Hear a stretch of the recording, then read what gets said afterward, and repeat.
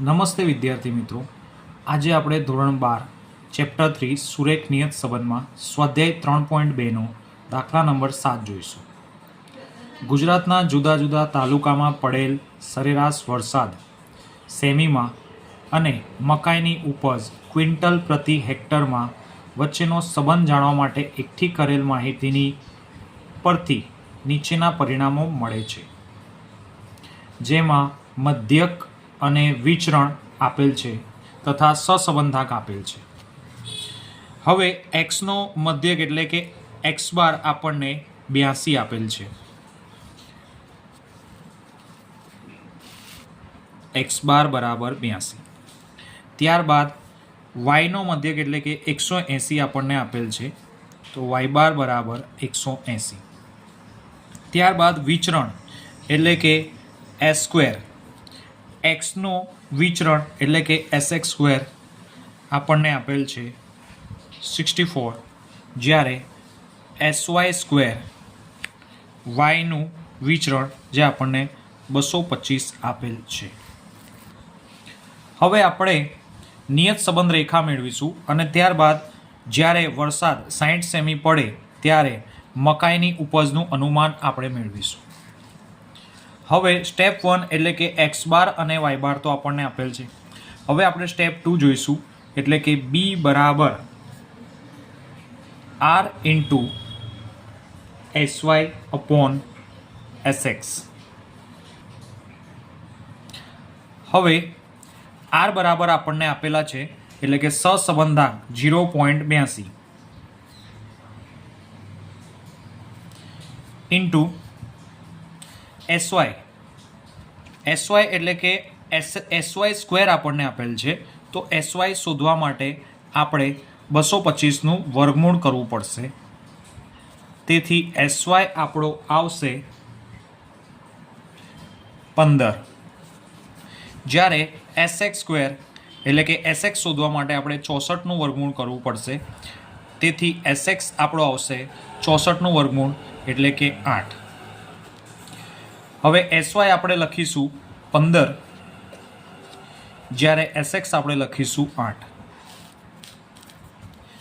ત્યારબાદ 0.82 ગુણ્યા 15 ભાગ્યા 8 કરતાં આપણો જવાબ આવશે 1.54.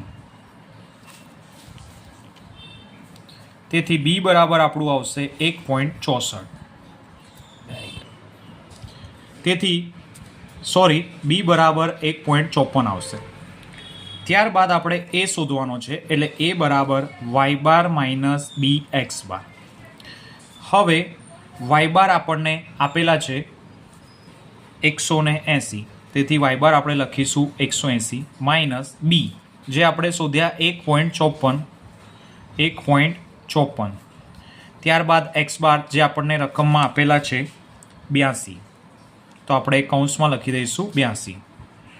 હવે 180 માઇનસ 154 ગુણ્યા આપણે 82 કરીશું તો આવશે 126.28. ત્યારબાદ 180માંથી 126.28 બાદ કરતાં આપણો જવાબ આવશે 53.72, એટલે કે એ બરાબર આપણું આવશે 53.72.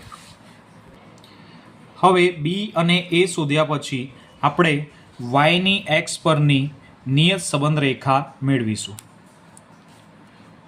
તો વાયની એક્સ પરની નિયત સંબંધ રેખા એટલે કે વાય કેપ. વાય કેપ બરાબર એ પ્લસ બી એક્સ. હવે આપણને એ આપેલા છે 53.72, એટલે 53.72 પ્લસ બી આપણે શોધ્યા 1.54 એટલે કે 1.54 એક્સ. આ આપણી છે નિયત સંબંધ રેખા. ત્યારબાદ આપણને સવાલમાં પૂછેલું છે કે જ્યારે વરસાદ 60 સેમી પડે ત્યારે થતી મકાઈની ઉપજનું અનુમાન મેળવો. તેથી આપણે અહીં એક્સની જગ્યાએ 60 સેમી લઈશું. માટે વાય કેપ બરાબર 53.72 પ્લસ 1.54 અને એક્સની જગ્યાએ 60 લખીશું. ત્યારબાદ 53.72 પ્લસ 1.54 ગુણ્યા 60 આપણે કરવાનું રહેશે. એટલે કે 53.72 પ્લસ 1.54 ગુણ્યા 60 કરતાં 92.40 આવશે. હવે 53.72 પ્લસ 92.40 એટલે કે 146.12 આપણો જવાબ આવશે. તેથી રકમ પરથી આપણે લખીશું કે